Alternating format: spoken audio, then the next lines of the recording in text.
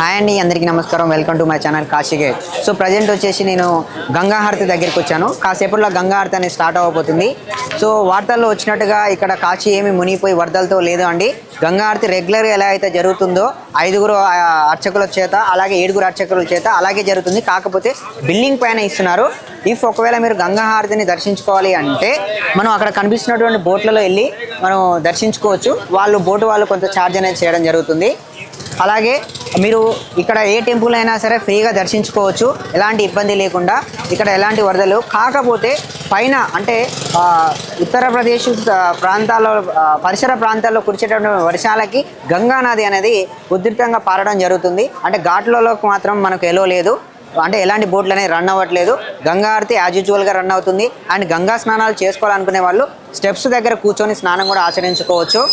ఇలాగే మరిన్ని interesting videos కోసం కాశీ గైడ్ అనే ఇన్స్టాగ్రామ్లో నా పేజీని ఫాలో అవ్వండి. Thank you so much.